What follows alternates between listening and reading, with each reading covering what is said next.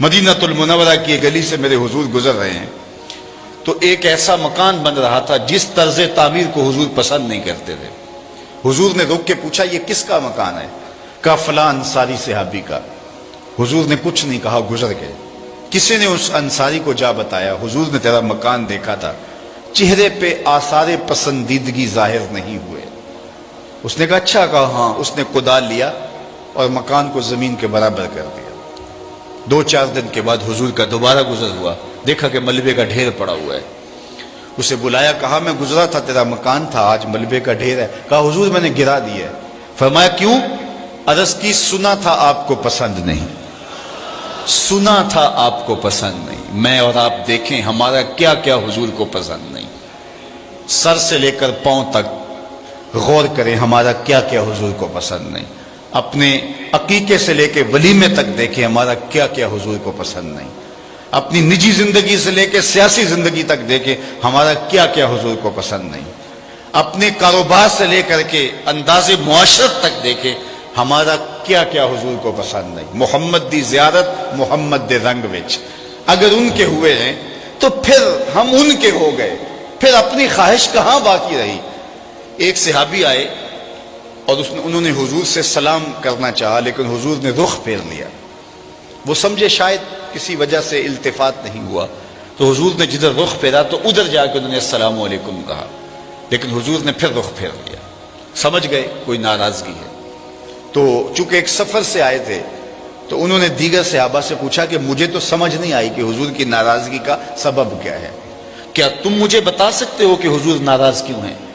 انہوں نے کہا ہاں ہماری سمجھ میں جو بات آئی ہے وہ یہ ہے کہ تم نے یہ سونے کی انگوٹھی پہنی ہے اور حضور اس کو حرام قرار دے چکے. ان الذهب والفضة حرام للذکور امتی، سونا اور چاندی میری امت کے مردوں کے لیے حرام ہے. صرف چاندی کی ایک انگوٹھی اور وہ بھی 4.5 ماشے سے کم وزن کی ہو تو وہ مرد کے لیے جائز ہے. اس سے زائد یا اتنے ہی وزن کی 2 انگوٹھیاں مرد کے لیے جائز نہیں ہیں. سونا بالکل جائز نہیں ہے، رکھا ہی نہیں گیا جائز، یہ زینت عورت کے لیے ہے. تو نے یہ انگوٹھی پہنی اور حضور اس کو جہنم کی آگ کا انگارہ قرار دے چکے ہیں. گناہ بے لذت ہے تم کر رہے ہو، تو شاید حضور کی ناراضگی کا سبب یہ ہو. وہ آگے بڑھا اور حضور علیہ السلام کی بارگاہ میں حاضر ہو کے انگوٹھی اتار کے حضور کو پیش کرتے ہوئے کہا حضور اس وجہ سے ناراض ہیں؟ تو آقا کریم نے یوں انگوٹھی پھینک دی. خیر ناراضگی کی وجہ ختم ہو گئی، مجلس میں بیٹھ گیا، گفتگو چلتی رہی. جب مجلس اختتام کو پہنچی لوگ واپس پلٹے اور وہ بھی واپس جانے لگا تو کسی نے اشارہ دیا وہ سونے کی انگوٹھی تو اٹھا لو، تم تو نہیں پہن سکتے، تمہاری بیوی تو پہن سکتی ہے، قیمتی دھات ہے. تو اس صحابی نے کیا جواب دیا وہ سنیے. اس نے کہا واللہ لا آخذہ وقد طرحہ رسول اللہ صلی اللہ علیہ وآلہ وسلم، اللہ کی قسم میں اس کو کبھی بھی نہیں اٹھاؤں گا جس کو میرے حضور نے پھینک دیا ہے. جس کو میرے حضور نے پھینک دیا میں اس کو کبھی نہیں. سونا ہے، ہیرا ہے، چاندی ہے، پکھراج ہے، موتی ہے، کچھ بھی ہے، میں اسے ہاتھ بھی نہیں لگاؤں گا جس کو میرے حضور نے پھینک دیا ہے.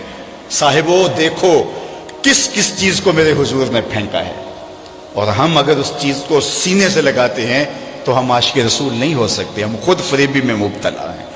اگر ہم عاشق ہیں، عاشق ہونا آسان نہیں ہے. ہمارے بزرگ جھوم کے شعر پڑا کرتے تھے عاشق عاشق ہر کوئی آکھے پر عاشق بندا مر کے. ایسے عاشق نہیں ہو جاتا. عاشق عاشق ہر کوئی آکھے پر عاشق بندا مر کے، زہر پیالہ کوئی نہیں پیندا پر عاشق پیندا پر کے. تو جب آپ عاشق ہیں تو پھر آپ کا عشق محبوب کی اطاعت کی چوکھٹ پہ آپ کو کیوں نہیں لے کر کے آتا؟ میں اور آپ اپنے آپ کو دیکھیں، اپنے طرز زندگی کو دیکھیں. میرے استاد فرمایا کرتے تھے یہ نہ ہو کہ لوگ تمہیں پوچھیں تم کون ہوتے ہو اور تمہیں بتانا پڑے جناب ہم مسلمان ہوتے ہیں، یہ دیکھو مذہب کے خانے میں اسلام لکھا ہے. آپ فرمایا کرتے تھے صاحب نہ کسی کو پوچھنا پڑے نہ تجھے بتانا پڑے، تیری وضاقتہ طرز زندگی انداز معاشرت ایسا ہونا چاہیے تم دور سے آ رہے ہو لوگ پہچان کے کہیں وہ دیکھو آقا کا غلام آ رہا. نور آنکھوں میں تو چہروں پہ اجالے ہوں گے، مصطفیٰ والوں کے انداز نرالے ہوں گے. دنیا میں بھی ان کے دم سے مقدر چمکا، محشر میں بھی ان کی رحمت کے حوالے ہوں گے. تو اگر ان کے ہوئے ہیں تو پھر سر سے لے کر پاؤں تک انہی کے ہو جائیں. ہمارا طرز زندگی بتائے ہم نوکر حضور کے ہیں، ہمارا انداز معاشرت بتائے ہم نوکر حضور کے ہیں. ربیع الاول کا موسم آ رہا ہے، اپنے گھروں میں ضرور جھنڈیاں لگانا، لیکن صرف جھنڈیاں تمہارے گھروں میں نہ لگیں، دل کے ایک ایک پرت پہ نام محمد کی جھنڈی ضرور لگانا۔ صرف منڈیروں پہ چراغاں نہ کرنا، بلکہ تمہارے دل کی گلیوں میں حضور کے نام کا چراغاں ہونا چاہیے۔ میں نے دیکھا جلوس کے دن ربیع الاول کی 12 تاریخ سے پہلے لوگ اپنے گھروں کو اور اپنی گلیوں اور بازاروں کو صاف کر رہے ہوتے ہیں، کوڑا بھی اٹھا کے پھینک رہے ہوتے ہیں کہ جناب یہاں سے میلاد کا جلوس گزرنا ہے۔ بہت مبارک ہے اور بہت اچھا کام ہے کہ تم نے گلیوں کا گند صاف کر دیا اور کوڑا اٹھا کے پھینک دیا۔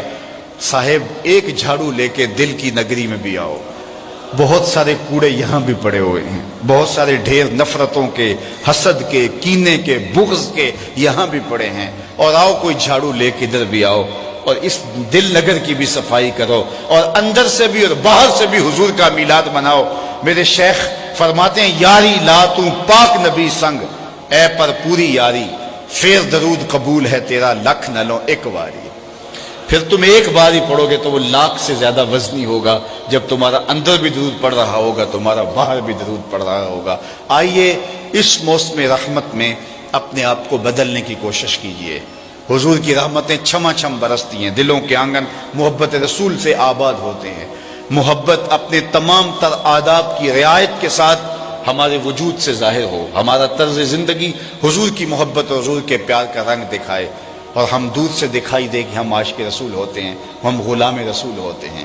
اور اگر ہم اپنی خواہش کی زندگی بسر کرتے ہیں اور دعوی عشق رسول کرتے ہیں تو پھر ہمیں بہت زیادہ سوچنا چاہیے۔ اقبال نے کہا تھا چو بنام مصطفیٰ خانم درود، از خجالت آب می گردد وجود، عشق می گوید کہ محکوم غیر، سینہ تو از بتا مانند دیر، تا نداری از محمد رنگ و بو، از زبان خود میالہ نام او۔ کہا اگر ظاہر باطن میں ان کے رنگ میں اپنے آپ کو رنگ نہیں لیتا تو اپنی زبان سے ان کے نام کو میلہ نہ کرنا، ان کے ذکر کی مہک سے اپنے مشام ہستی کو معطر کرو، اپنی روحوں کو سیراب کرو، پھر تم جدھر سے گزرتے جاؤ گے وہ مہک پھیلتی چلی جائے گی، وہ خوشبو پھیلتی چلی جائے گی۔ حضور علیہ السلام کی سیرت اور حضور کے کردار کی جھلک جب ہمارے وجود میں اترتی ہے تو ہماری زبان بولے نہ بولے ہمارا وجود ہی تبلیغ کا منبع بن جاتا ہے۔